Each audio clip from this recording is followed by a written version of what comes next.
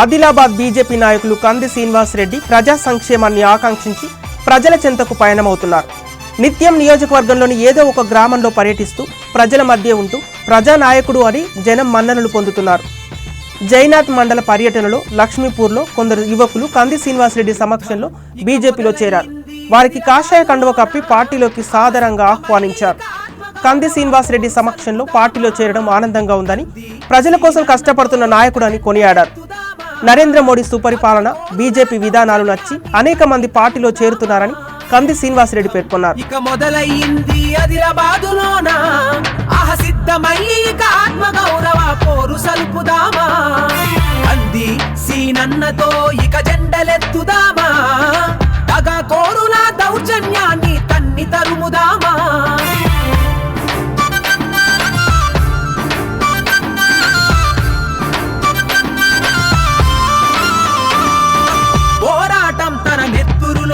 పొదిగి ఉన్నవాడు తను పుట్టి పెరిగిన నేల కోసము పోరు చేసెనేడు, అవసరానికి అన్నల మారి ఆదుకునేవాడు, ఇక అన్నదాతల రాతలు మార్చేదాకా నిద్రపోడు.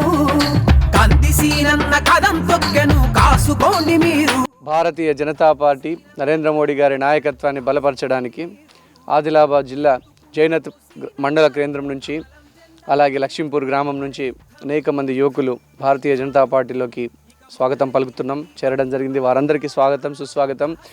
ఈ ఎమ్మెల్యే జోగు రామన్న అనుసరిస్తున్నటువంటి అన్యాయమైనటువంటి విధానాలకు వ్యతిరేకంగా, మోసపూరితమైనటువంటి హామీలకు, కుట్రపూరితమైనటువంటి హామీలకు వ్యతిరేకంగా, ఇల్లు కట్టేయకుండా, పింఛన్లు ఇవ్వకుండా, రేషన్ కార్డులు ఇవ్వకుండా, డబుల్ బెడ్రూమ్ ఇండ్లని మోసం చేసి, నిరుద్యోగ వృత్తిని మోసం చేసి, దళితులకు 3 ఎకరాల భూమిని మోసం చేసి అటువంటి అనేక రకాలుగా మోసం చేసినటువంటి జోగు రామన్న గారి పరిపాలనకు కుట్రపూరితమైనటువంటి హామీలకు వ్యతిరేకంగా ఈరోజు ఆదిలాబాద్ ప్రజలు గ్రామాల్లో పల్లెల్లో తిరుగుబాటు చేస్తున్నారు.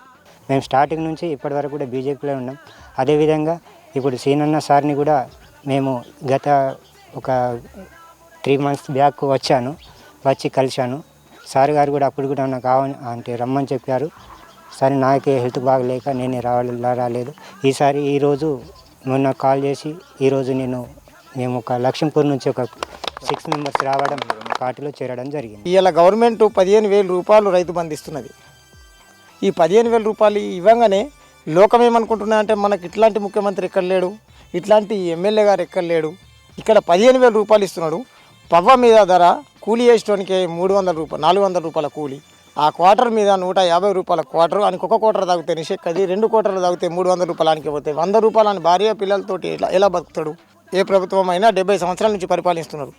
ఇప్పటిదానిక మరి ఇతను చేసినట్లు నేను ఇవ్వాలనే తన కాన్వాయ్లో ఇవాళ దినమంతా టైం తోటి తిరిగిన కాబట్టి ఎంత ఎనర్జీ ఆయనది, ఎంత తిరుగుడు కానీ, ప్రజలకు కానీ మేలు చేసుడు, ఇట్లాంటి సేవాభావన. మొన్న క్రికెట్ గ్రౌండ్లో కూడా నేను చూసిన, అక్కడ ఇట్లాంటి సేవాభావన చేసి ఆర్థిక సహాయాలు చేసుకుంటా వెళ్తున్నాడు ఈయన. మరి మీరు ఇన్ని సంవత్సరాల నుంచి కాపాడుకున్నారు, సంపాదించిన డబ్బులు మీరెందుకు ఈ డబ్బుల్ని ఎక్కడైనా ప్రజల కోసం ఎందుకు ఖర్చు చేస్తలేరు? మీరు ఇతను దగ్గర కనీసం 2,000 మందికి అన్నం పెడుతున్నాడు ఇక్కడ. మీరు మరి అతనికంటే ముందు 60 ఏళ్ళ నుంచి ఇంట్లోనే ఉన్నారు, ఒక్క 20 మందికి కూడా అన్నం పెడతలేరు కదా. యుద్ధం ఇక మొదలైంది ఆదిలాబాదులోన ఆహసిద్ధమయ్యి ఇక ఆత్మగౌరవ పోరు సల్పుదామా, కంది సీనన్నతో ఇక జెండలెత్తుదామా, తగ కోరుల దౌర్జన్యాన్ని తన్ని తరుముదామా.